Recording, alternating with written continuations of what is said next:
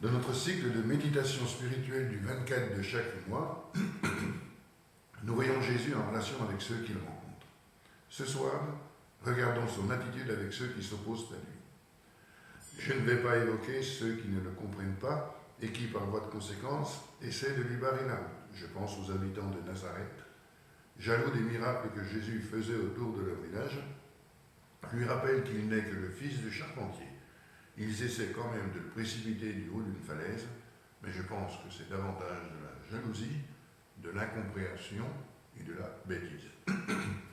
Je voudrais étudier les rapports que Jésus entretient avec quelques personnes qui lui veulent du mal. Et d'abord, Hérode le Grand, même si Jésus n'en a pas eu conscience. Averti par les mages qui ont compris les intentions malveillantes de ce tyran et ayant pris une autre route pour repartir chez eux, Hérode lance le massacre des saints innocents. Il faut savoir gré à Joseph d'avoir pris la bonne décision et emmené sa famille en sécurité en Égypte. Jésus n'y est pour rien, mais sa venue sur terre s'accompagne de haine et de jalousie de la part des autorités de l'époque. Et puis, il y a l'autre Hérode qui a fait décapiter son cousin Jean-Baptiste. Devant ce roitelet à la solde des Romains et sous l'influence d'Hérodiade, Jésus tient des propos fermes et clairs. Il le traite de renard et dit ce qu'il pense. Et je me doute que les évangiles ne nous disent pas tout. Il y a ensuite Pilate. Si quelqu'un ne peut rien faire pour sauver Jésus et qui est sous l'emprise du Sanhédrin, c'est le procurateur romain. Faible lui aussi, il est un jouet entre les mains des membres du Sanhédrin, et ce sont eux qui sont les vrais responsables de sa condamnation. Pour ceci, Jésus leur donne le silence comme réponse, et son attitude digne contraste avec celle calomniatrice et méprisable des pharisiens. Quant à Pilate, Jésus lui répond par l'affirmation de la vérité. Vérité que Pilate entrevoit, mais n'a pas le courage de faire appliquer et d'imposer. Dans ces deux cas, Jésus affirme dans son attitude le comportement que ses ennemis auraient dû avoir. Puisque nous sommes dans la passion, j'ai beaucoup hésité à y placer Judas. Il n'est pas un ennemi puisque c'est l'un des 12 apôtres, mais son initiative a fait arrêter Jésus et enclencher le processus judiciaire qui a mené Jésus à la crucifixion. C'est lui quand même qui appuie sur le bouton nucléaire. Mais devant son attitude, Jésus lui a laissé la liberté de faire ce qu'il avait décidé, et si Judas s'était repenti, il aurait certainement bénéficié du pardon de Jésus, à l'instar de Pierre. Maintenant, voyons l'attitude de Jésus vis-à-vis des pharisiens et des scribes. On ne peut pas dire que ces hommes lui soient favorables.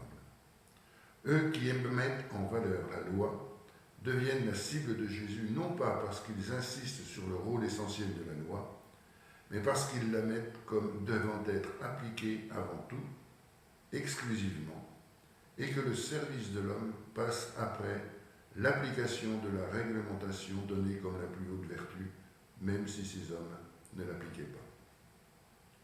Ce n'est pas un hasard si Jésus leur donne le titre peu enviable de sépulcre blanchi.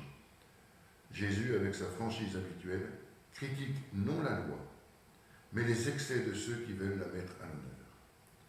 Et la critique de ceux qui donnent de l'argent au temple, c'est le fameux Corban, au lieu de s'occuper de leurs parents nécessités, montre bien la dérive des pharisiens. Jésus est critiqué aussi parce qu'il se permet des guérisons le jour du sabbat et qu'il dit être l'égal de Dieu. Et là, cela ne passe pas. Or, Jésus sait qui il a en face de lui.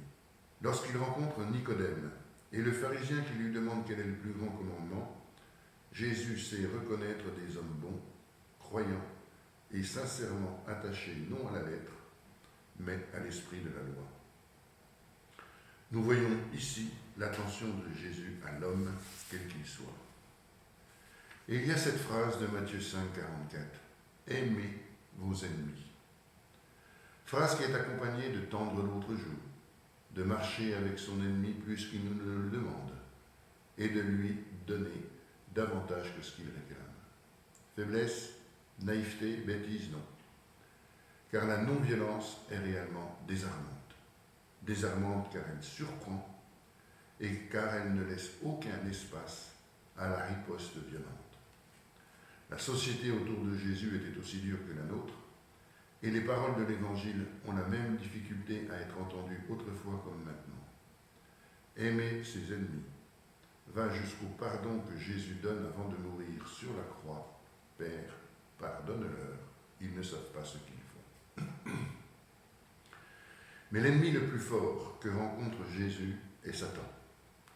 Dans la Bible, il y a beaucoup d'appellations pour Satan, mais il reste celui qui en veut le plus à Jésus.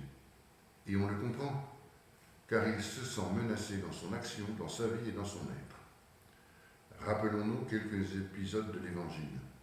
Devant les 3 tentations, au début de son ministère public, Jésus résiste et gagne. Devant les possédés à chaque fois, il les délivre de leurs inhibitions, de l'habitation des démons qui parfois sont légion, et leur donne pleine liberté, dignité et humanité. Pensons à ces démons qui passent de l'homme dans le troupeau de porcs qui se précipite dans la mer, symbole du lieu non fiable où Satan règne en maître. Assez souvent, Satan révèle sa présence par des manifestations extraordinaires qui, en définitive, sont toutes vaincues par la personne et l'action de Jésus. Cette méditation sur Jésus et ses ennemis ne doit pas nous faire oublier tout ce qui s'est passé avant sa venue. Des ennemis, il y en a eu dès le début de la Bible, et je ne pense pas seulement au serpent et au péché originel. Caïn, qui déteste tellement son frère qu'il supprime Abel. Les frères de Joseph qui tentent de le tuer. Saul, qui essaie de supprimer David. Et ce ne sont que les plus connus. Malgré cela, Dieu a toujours soutenu le peuple d'Israël, et dans le contexte des guerres, Dieu a toujours été l'ennemi des ennemis d'Israël. Et lorsqu'Israël connaissait l'épreuve de la défaite, il a eu toujours Dieu à ses côtés. Lorsque nous regardons Jésus en face de ses ennemis, nous constatons qu'il montre toujours une attitude de lucidité, de vérité, de discernement et de force tranquille qui lui permet de tracer un chemin de lumière que nous avons à emprunter.